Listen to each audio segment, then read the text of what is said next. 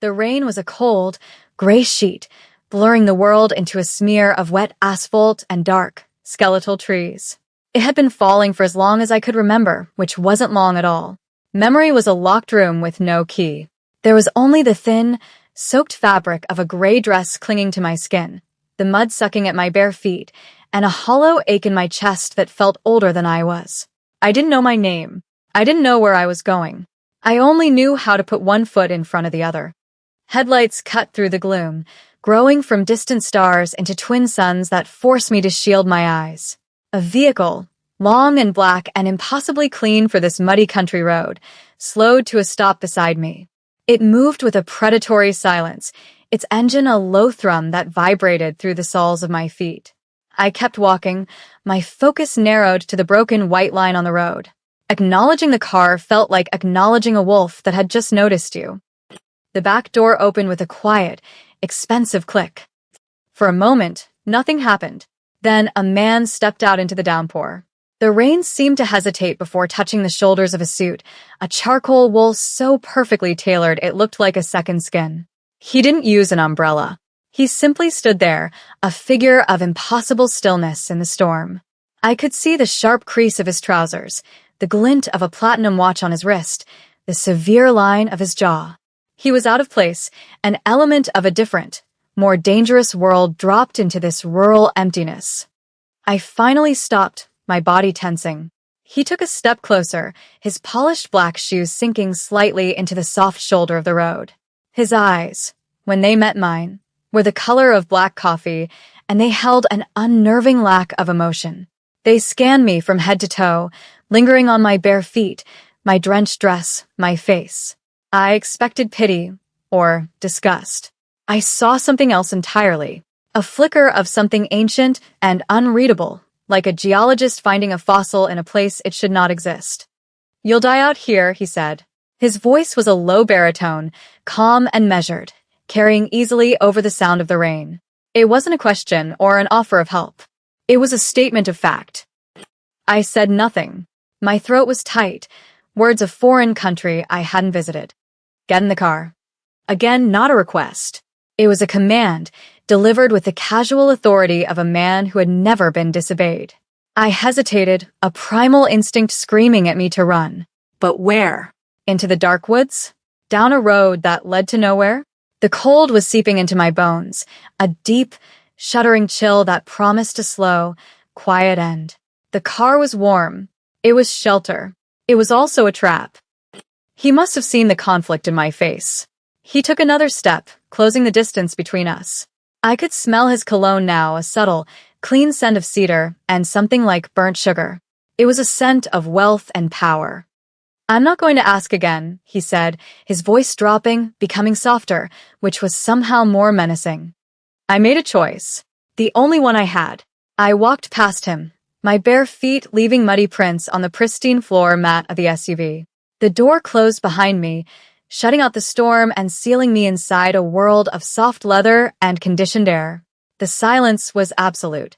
He got in the opposite side, settling into his seat without a sound. The car pulled away from the curb as smoothly as it had arrived. I stared out the window, watching the rain-lashed countryside slide by. I was intensely aware of him, of the space he occupied. He didn't look at me, but I could feel his attention like a physical weight. "What is your name?" he asked the window. "I don't know," I whispered. The words felt rough and used. He was silent for a long time. I risked a glance at him. He was looking at me now, his head tilted slightly.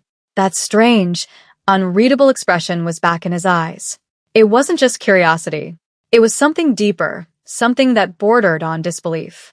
"Then I will give you one," he said finally. "For now, we will call you Yona." The name meant nothing to me, a collection of sounds. But the way he said it, it was different. He spoke the name like an old prayer, something sacred and broken that he was trying to piece back together. That was the moment I knew this wasn't a random act of kindness. This powerful, silent man hadn't just rescued a stranger from the rain. He had found something he thought he'd lost, and he had no intention of ever letting it go again. I was no longer a girl on the road. I was his.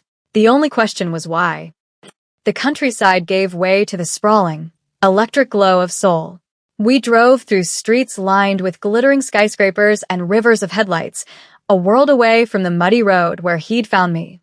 The SUV turned into a private, tree-lined drive in what I would later learn was Gangnam, climbing toward a house that was less a home and more a modern fortress of glass, steel, and stark white concrete. It was carved into the hillside, overlooking the city lights like a predator from its perch. Armed guards in dark suits stood at the gate, bowing their heads as we passed. They didn't look like security. They looked like soldiers. My breath caught in my chest.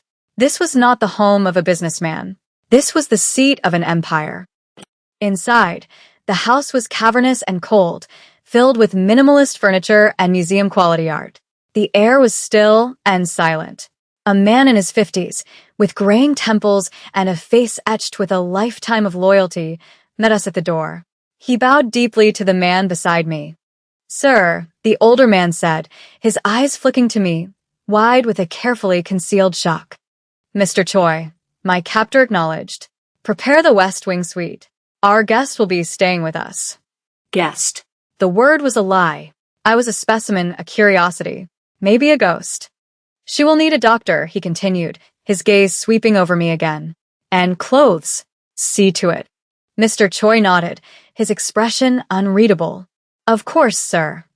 I was led through silent, echoing hallways to a suite of rooms that was larger than any house I could imagine. A silent, efficient woman helped me out of my wet dress and into a warm robe. A doctor came, a woman with kind eyes and gentle hands, who checked my vitals, noted the scrapes on my feet and the mild hypothermia, but asked no personal questions. She knew not to. Later, food was brought on a tray. I ate mechanically, my mind racing. I was clean, warm, and fed, but I had never felt more trapped. After the tray was cleared, I found myself alone in the vast, silent room.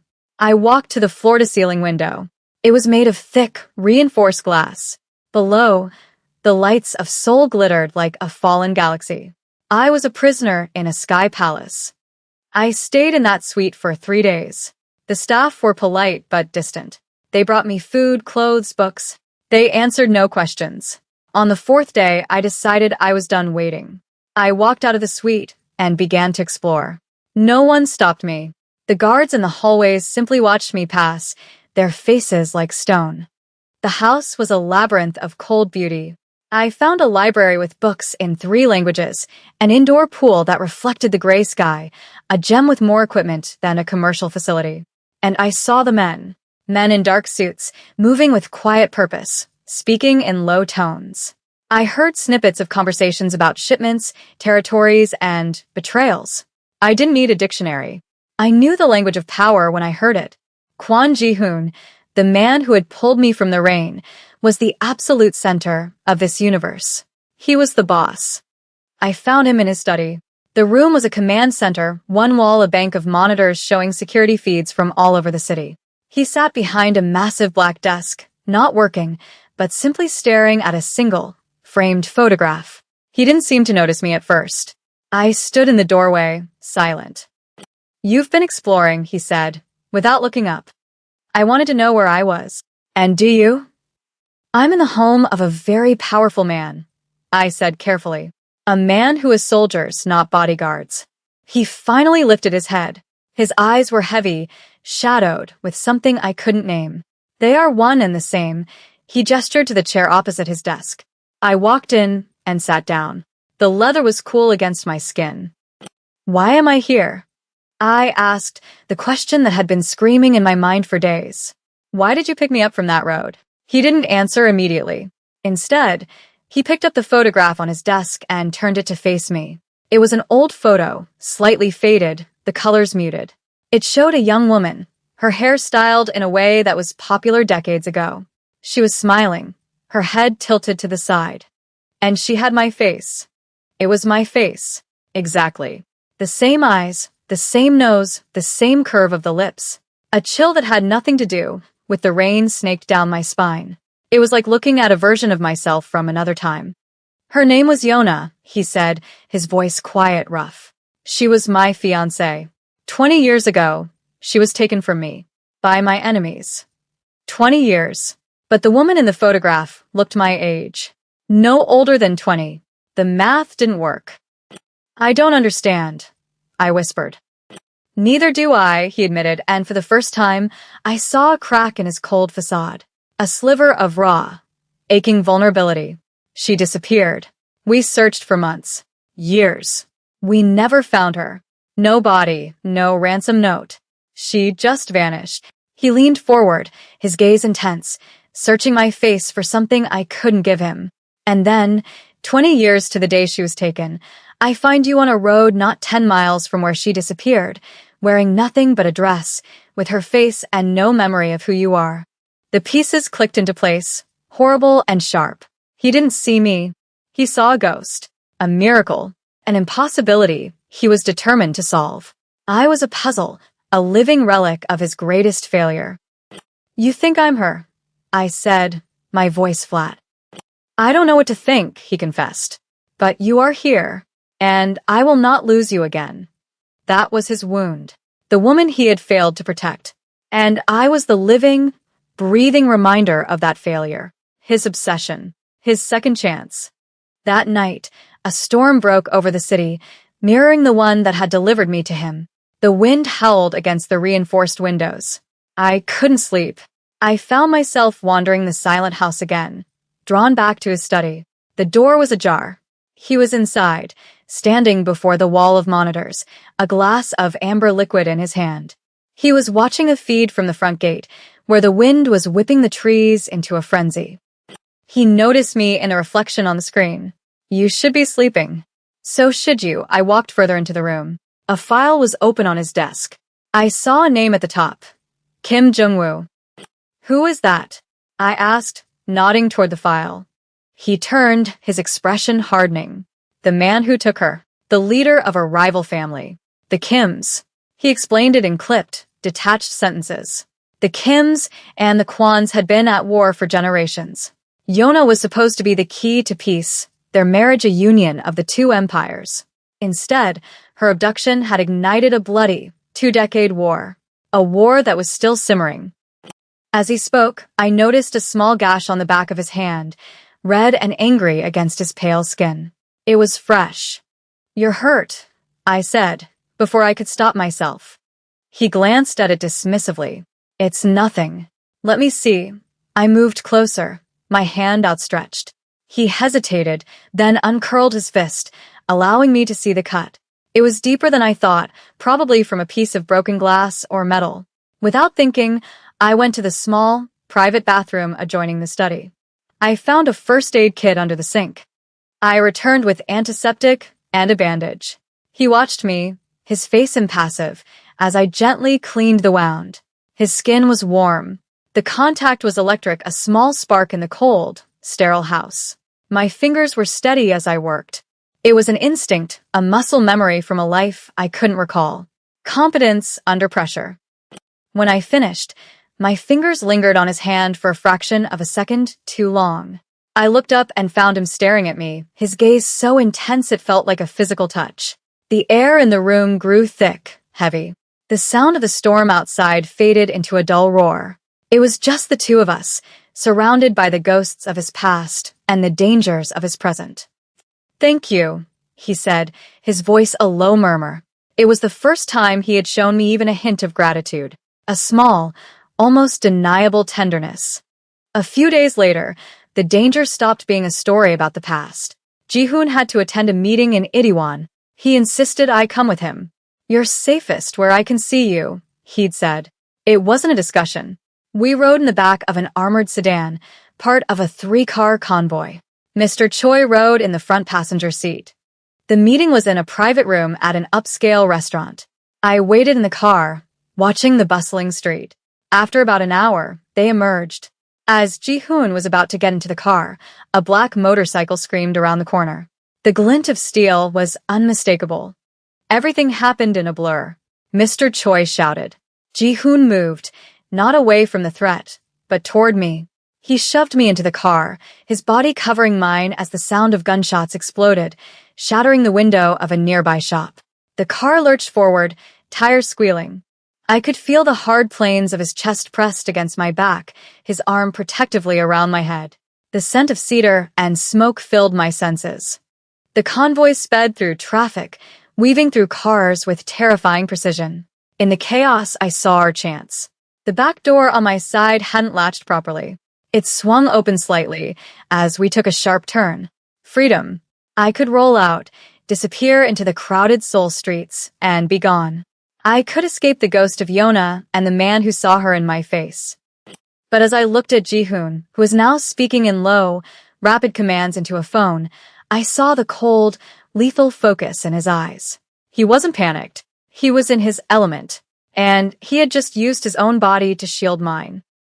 I reached out and pulled the heavy door shut, the click of the latch sounding as loud as a gunshot in the tense silence. I made a choice. I wasn't running. Not yet. We made it back to the house. The entire estate went into lockdown. Ji-hoon was furious, but it was a cold, controlled rage. He knew the attack was a message from the Kims. A message that they knew about me.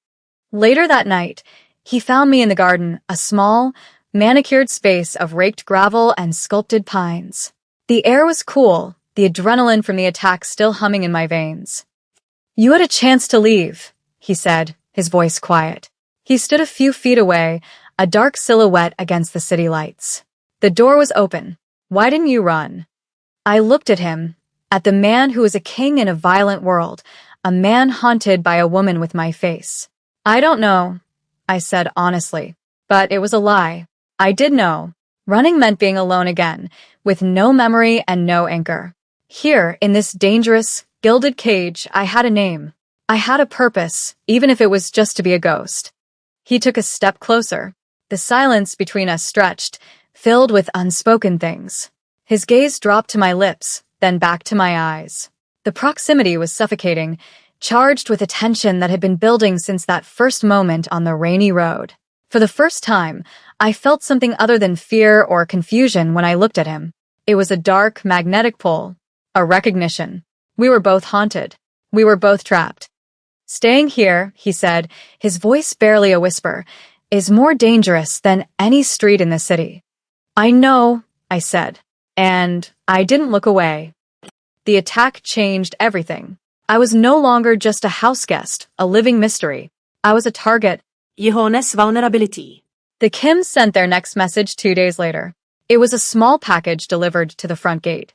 Inside was a single item, a silver locket, tarnished with age. Ji-hoon's face went pale when he saw it.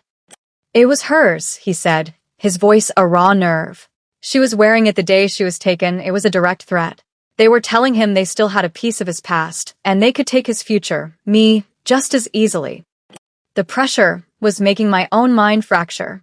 Flashes of images, sounds, and sensations started to break through the blank wall of my amnesia. The smell of rain on hot asphalt, the feeling of falling, a woman's scream, the sharp, deafening crack of a gunshot. They were disjointed, terrifying. They felt real. I became obsessed with finding answers. I needed to know if I was truly this woman, Yona, somehow preserved in time, or just a cruel coincidence. One night, unable to sleep, I went to his study. He was gone, called to a late-night meeting. I sat at his desk, the glow of the monitors painting the room in an eerie light. My fingers hovered over the keyboard. It was a violation of his trust, a line I knew I shouldn't cross. I did it anyway. I searched for the police report from Yona's disappearance in 2002. It was heavily redacted, but I found what I was looking for in a witness statement. An ambush. A shootout. The witness reported seeing the woman, Yona, fall. She had been shot. The words blurred. She had been shot. They believed she was dead. So who was I? A doppelganger? A ghost made real? The thought should have made me run. It should have sent me screaming from that house, away from the man who was projecting his grief onto me. But it did the opposite. It solidified my resolve. I wasn't his ghost. I was something else. And I was in the middle of his war. The next day, Mr. Choi brought news. Kim Jong-woo had requested a meeting. A truce, he claimed. Ji-hoon knew it was a trap, but he had to go. To refuse would be a sign of weakness. "He will try to ambush you," I said to Ji-hoon as he prepared to leave. You know he will. We will be prepared, he said, his voice grim as he checked the magazine of a sleek, black handgun. But I had a sickening feeling. I had spent hours poring over the maps and security feeds in his study, trying to understand his empire. The meeting place was too obvious. It was a classic pincer move. While watching the feeds, I saw it, a small detail. A cleaning crew, not on its scheduled route, entering a building that overlooked the main approach to the meeting point. It wasn't the meeting that was the trap. It was the journey there. They were going to hit the convoy. I had to warn him, but he was already gone, and the house was on high alert. I couldn't get a message out through official channels without revealing what I'd done. I had to be clever. I remembered a young maid, new and nervous, who had been kind to me. I found her in the kitchens. I told her I had a terrible migraine and needed a specific tea from a shop downtown, that Mr. Kwan insisted I have it. I lied, my voice filled with a fake urgency and distress that she bought completely. I gave her the cash and a note folded into a tiny square. For the delivery driver, I said. A tip and directions. The note contained no names. Just a string of coordinates for the real ambush point and 3 words. Sniper. North Tower. I had her call a specific courier service I'd seen one of the guards use for personal deliveries, a service I knew was discreet. My heart pounded as she made the call. It was a morally gray act, manipulating a kind girl, using Ji-hoon's own resources against his enemies. I had crossed a line. I was no longer a bystander. I was a player in his lethal game. I waited for hours, pacing the room like a caged animal. Every sound made me jump. Finally, late into the night, I heard the convoy return. I ran to the entrance hall. Ji-hoon walked in, his suit torn at the shoulder, a bloody gash on his cheek. But he was alive. Mr. Choi was behind him, arm in a sling, but also alive. They had walked into the trap, but because of my warning, they had been the hunters, not the prey. Ji-hoon's eyes found mine across the marble floor. He knew. There was no other way they could have survived. He walked straight toward me, his expression unreadable. He dismissed his men with a flick of his head. We were alone.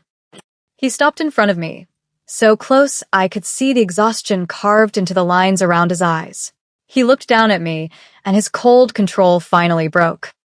You should have let them kill me, he said, his voice rough with a pain that had nothing to do with his injuries. Then you would be free. My breath hitched.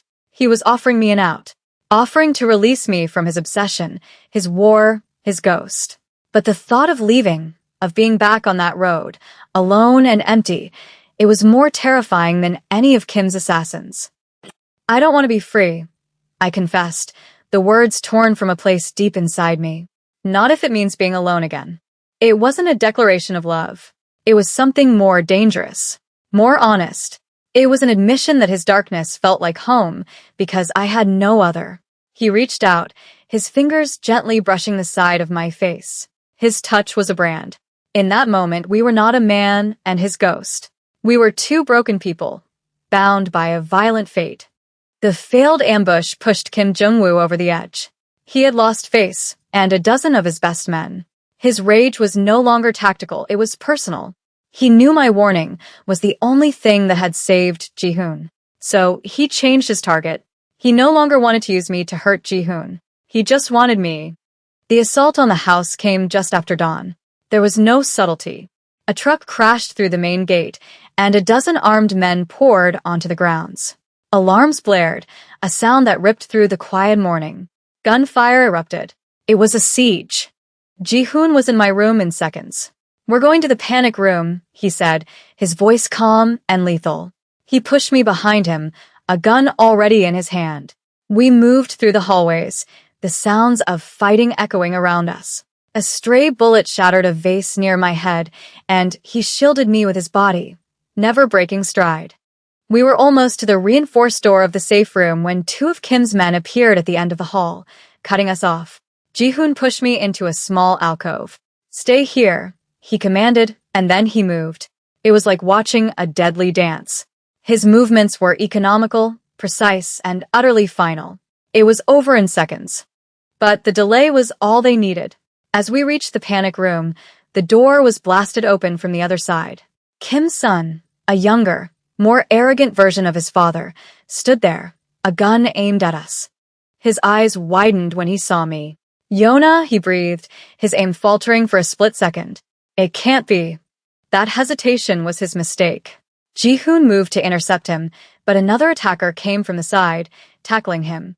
I was left facing Kim-sun, who was still staring at me, caught between shock and intent. He was raising his gun again. I didn't scream. I didn't freeze.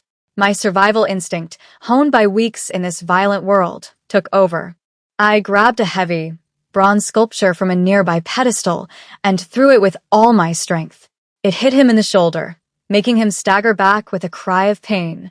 His shot went wide, burying itself in the wall beside my head. I didn't wait. I lunged forward, grabbing a long shard of glass from a shattered picture frame on the floor. I was not a damsel. I would not be rescued. I would fight. My action bought Ji-hoon the time he needed. He dispatched his attacker and was on Kim-sun in an instant. The fight was short and brutal. When it was over, Ji-hoon stood breathing heavily, his knuckles bleeding. The immediate threat was gone. He turned to me. He wasn't looking at a ghost anymore. He was looking at me, Aaliyah, the woman who had just fought for her own life, for his. There was a new light in his eyes, a kind of awe and stark recognition. "You are not her," he said, his voice quiet but absolute. It was the most profound thing he could have said. He was releasing me from the burden of his past and seeing me for who I was in the present. The cost of that victory was high. Mr. Choi had taken a bullet to the leg protecting the West Wing. The house was a wreck. The war with the Kims was over. Their leadership was broken, but the peace was paid for in blood. Weeks passed. A fragile quiet settled over the estate. The broken windows were replaced, the bullet holes patched. My flashes of memory never coalesced into a clear past, but they no longer terrified me. They were just scars from a life I'd survived, just like the ones Ji-hoon carried. One evening, I was standing at the window of my suite, watching the sunset paint the Seoul skyline in hues of orange and purple. I was no longer wearing borrowed clothes. I was wearing a dress I had chosen, in a deep blue that felt like my own. He came up behind me, his presence a familiar weight in the room. He didn't touch me. "It's over," he said. "You are free to go. I will give you anything you need: money, a passport, a new life anywhere in the world." He was offering me the escape I once thought I wanted, the open door. I turned to look at him, really look at him. I saw the fine lines of exhaustion around his eyes, the faint scar on his cheek from the attack, the immense burden of the empire he commanded.